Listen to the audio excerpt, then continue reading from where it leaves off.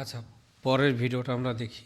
সেটা হচ্ছে আমি একটি সাইজ চার্ট ক্রিয়েট করেছি। তো এখন আমরা প্রত্যেকটি প্রোডাক্ট ওপেন করলাম। আমাদের স্টোরের 4টা প্রোডাক্ট, বাট ক্লায়েন্ট আপনাকে এমন বলতে পারে যে আমার সমস্ত প্রোডাক্টের জন্য প্রয়োজন নেই। দেখেন এই প্রোডাক্টে চলে আসলো, আমি যদি এটাতে যাই এটাতেও আসলো এবং এটার ভেতর কিন্তু চলে আসলো, বাট সেকেন্ডটাতে আসেনি। এখন ক্লায়েন্ট স্পেসিফিক যদি কোনো প্রোডাক্টের জন্য চায়, তার স্টোরে দেখা যায় কয়েকশো প্রোডাক্ট, সে অবশ্যই চাইবে না যে ডিফল্টভাবে এই সাইজ চার্টটা প্রত্যেকটা প্রোডাক্টের আন্ডারে আসুক।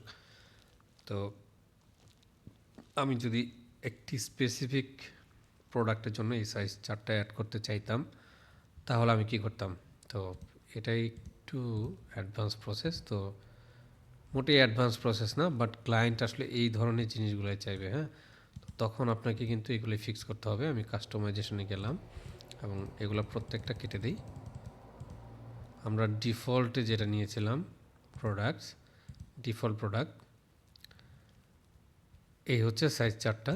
তো এটাকে আমরা ডিলিট করে দেবো, হ্যাঁ, অথবা চোখে ক্লিক করে হাইড করে রাখবো। সেভ করলাম। এখন আমি ডিফল্ট প্রোডাক্ট থেকে ক্লায়েন্ট আমাকে হয়তো বলতে পারে যে আমার এই প্রোডাক্ট, এখানে যত প্রোডাক্ট আছে, সাপোজ এই প্রোডাক্টের জন্য তুমি একটি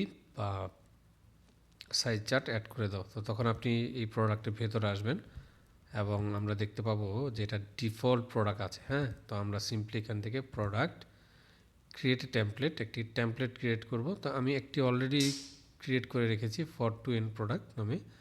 আপনারা একটা নাম দিতে পারেন। তো এটাই আমি নিলাম, চুজ করলাম টু এন্ড প্রোডাক্ট। এই যে টু এন্ড প্রোডাক্টের জন্য এইটাই, হ্যাঁ, অ্যাসাইন করা শুধুমাত্র এই প্রোডাক্টের জন্যই আমরা এখন হচ্ছে এই যে, আচ্ছা, টাইটেলের নিচে দিই আমরা, হ্যাঁ, আচ্ছা, ভেরিয়েন্ট পিকার কোয়ান্টিটি সিলেক্টর, এটার নিচেই দিই। ধরেন আমরা একটা কলাপসিবল রো দিলাম এবং এটার ভেতরে গেলাম, যাওয়ার পর এটার নাম দিলাম সাইজ এবং যা খুশি একটা আইকন দিতে পারে, অবশ্যই রোলারটা দিবেন। পেজের জায়গায় আমরা সাইজটা ধরাই দেবো, হ্যাঁ, সেভ করব। এখন যদি আমরা আমাদের স্টোরটা ভিজিট করি, খেয়াল করবেন অনেক সময় কিন্তু আসবে না। আমরা টু এন্ড প্রোডাক্টের জন্য কাজ করেছি। এই হচ্ছে টু এন্ড প্রোডাক্টটা এবং আপনি আপনার স্টোরে এসে প্রোডাক্টের এখানে আসবেন। আসার পরে এই হচ্ছে টু এন্ড প্রোডাক্টটা। আমরা কিভাবে বুঝলাম? এই হচ্ছে টু এন্ড প্রোডাক্ট। কাস্টমাইজেশন যখন করেছি, তো সেটা টাইটেলটাও ছিল এটা, হ্যাঁ।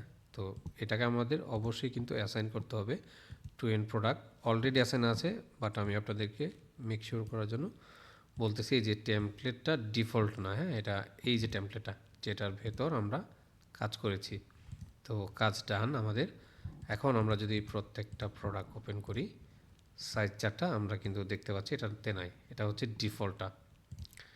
টু এন্ডটাতে আসলাম, এটা চলে আসলো, হ্যাঁ, এই যেটা। যদি আমরা অন্য প্রোডাক্টগুলিতে যাই, দেখেন এটা কিন্তু নাই, এখন নাই। এইভাবে আপনারা চাইলে, ক্লায়েন্ট যদি কখনো চায় যে স্পেসিফিক একটা প্রোডাক্টের জন্য সাইজ চার্টটা অ্যাড করে দিতে, তো আপনারা এইভাবে অ্যাড করে নেবেন।